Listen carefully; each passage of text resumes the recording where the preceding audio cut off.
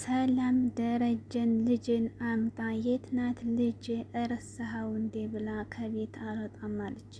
ደረጀና ማርታ ሰላም እርግዝና እንግዲህ በጣም አስጨንቋቸዋል። በስተመጨረሻም ባለቤቷን ታላስታውቅሽ ደግሞ በቃ ለራሷ ቤት እንከራይላትና ትውጣ፣ እንደዚህ ሆዷ እየገፋ ሰራተኛ መሆን አትችልም ብሎ ደረጀ ማርታን አሳመናት። ማርታ ደግሞ እሺ ካለች እሺ እንድትወጣ ፈልጋለሁ ብሎ ስትለው ደረጀም ሰላምን ውጪ ካሁን በኋላ ቤት እንከራይሽና የራስሽ ኑሮ ህይወት ውጪ ሲላት አልወጣም አለችው። ለምንድን ነው የማትወጪው ብሎ ሲላት ከዛም እንደ መቆጣትም ሲላት እንደዛማ ከሆነ ልንገርህ እንዴ ብላ ያቺ ለዘላለም የምጠብቃት የልጅነት ልጅ የት ናት? የዘላለም ስጠብቅ የኖርኩትን ከዚህ ቤት እንደምታውቀው እንግዲህ ልጅ ናት የት ናት ብላ አጭር ጥያቄ ጠየቀችው። ደረጀም ደግሞ እንባውን መቆጣጠር አቃተው። ያችን ልጅ ማን ናት?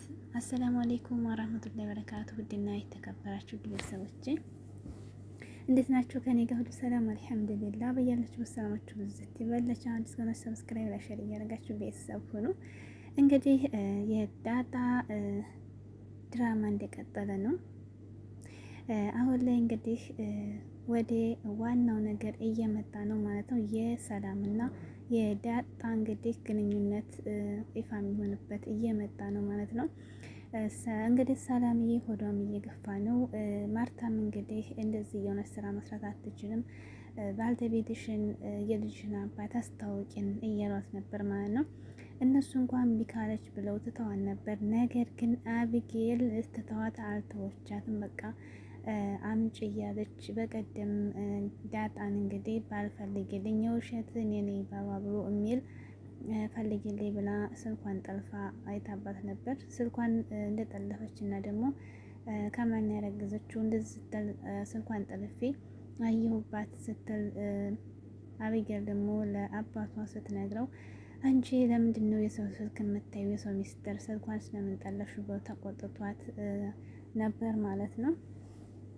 እንግዲህ አሁን ላይ አቢጌል ደግሞ ከናታን ጋር እንግዲህ ደረጀ እስቲ ተንከባከባት፣ ቁጥጥር አድርግባት እና ቢያንስ ከዚህ ጸባዋ እንድትወገድ ብሎ ነበር። ናታም ደግሞ የእሱን ምክር ሰምቶ እየቀረባት ነበር፣ ግን አትመቸውም፣ በጭራሽ አይወዳትም ማለት ናታ አይወዳትም።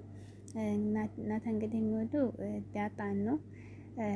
ሰላምንም እንግዲህ ያንን ነገር በጣም እንቅልፍ ነስቷት ነበር ማለት ነው። የሰላምንና እንትና ዳታንና ናታን ለማገናኘት ስታወራ ሰምታት በዛ በሜሴጅ እንግዲህ እናገራለሁ እያለኝ እያስጨነቀቻት ነበር ማለት ነው። እንግዲህ ለደረጀ ሲል ናታም ደግሞ አቢጌል እየተከታተላት እና አብሮ ወክ እያረጉ አብሯት ነበር ማለት ነው። ግን የግድ ነው እንጂ አይወዳትም። እሷ ደግሞ ዳታ እንዳትወስድባት ዳታን ባይነስ በጣም እየተቆጣጠረች ነው። ዳታ ግን የዋህ ናት በእውነት በቃ ማተዋደው ከሱ ጋር እንዲሆኑ ነው የምትነግራት፣ ግን አታምናትም፣ ምንም አታምንም ማለት ነው። ከዚያም በኋላ እንግዲህ ደረጀ ምንድን ነው ያሰበው? ደረጀ እንግዲህ የናታና የአቢጌል መገናኘት እና ወይም መጋባት በጭራሽ አልወደድም። ምክንያቱም እንደማይወዳት ያውቃል። እንደውም በቀደም ማርታ ምንድን ነበር ሚስቱን ያላት? ወንዶች ልጆች ወንድ ስንባል ሴት ልጅ ታልወደድናት ኑሮ አንይዝም፣ ሴቶች ታሳለኝ። እናንተ ሴቶች ግን ወንድ ልጅ ወደድኩ ባትወዱትም ወደን ብላችሁ መኖር ትችላላችሁ እያስመሰላችሁ። ወንድ ግን ታልወደደ የዘች ሴት ሚስት አይሆናትም፣ ባል እና ሚስት አይሆኑ ነበር ያላት ማለት ነው። ይሄ ማለት እንግዲህ አስባችሁታ ወንድ ልጅ ፍቅር ካለው ለሴት ልጅ ክብር አይሰጥም ማለት ነው። ገብቷቸው ዛሬ እሷ እናይቱ ገፋፍታ ናታን ወዳ ቢገቡም ነገ ታላከበራት ታልወደዳት ምንም እሷ ናት የምትጎዳው። እና ያው አቢጌል እና ናታን እንዲጋቡ ደረጀ አባቷ ጭራሽ አይፈልግም ማለት ነው። በብዙ ነገር ላይ ደግሞ እንደማይወዳት እያየ ነው ማለት ነው።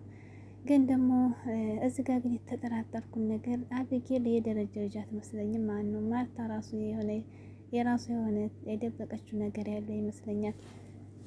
እውነት የደረጀ ልጅ የምትሆን አይመስለኝም። ግን በቃ እሷ በዛ በኋላ ለወንድ እንድታገባ አልፈልግም እና እሱንም ታገባው እያለች ነበር ማለት ነው ማርታ።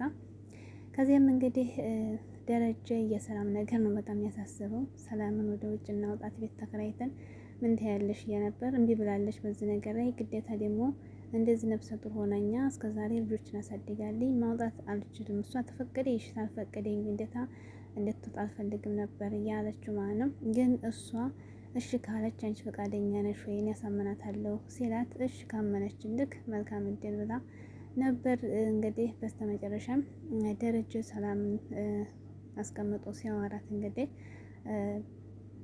የልጅን አባት አስታውቂን ለምንድን ነው የማታስታውቂው ብሎ ሲላት አላስታውቅም የልጅን አባቷ እንዲያውቅ አልፈልግም። አሁን በኋላም ወንድ የሚባል አልፈልግም። ልጅ እኮ ነች ገና ሲላት አዎ ልጅ ነኝ ግን አልፈልግም ነበር ያለችው ማለት ነው።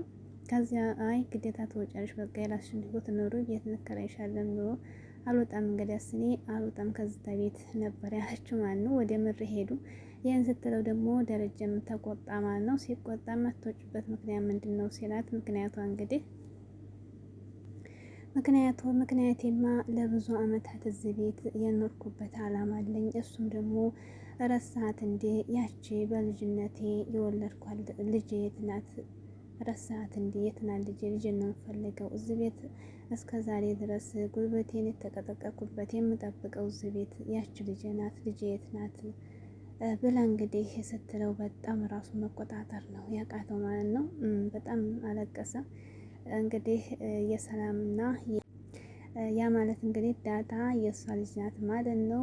እንግዲህ ይህንን ማርታ ስትሰማ ምን ይባላል? በጣም ከባድ ነው እና ምክንያቱም ተናግራለኝ። አሁን ለማርታ እንግዲህ አሁን ምንድን ነው የሚላት ማለት ነው ደረጀ። እንግዲህ ደረጀ በጣም አስቸጋሪ ውስጥ ገባ፣ ጭንቀት ውስጥ ገባ። ብቻ ቀጣይ ደስ የሚል ነገር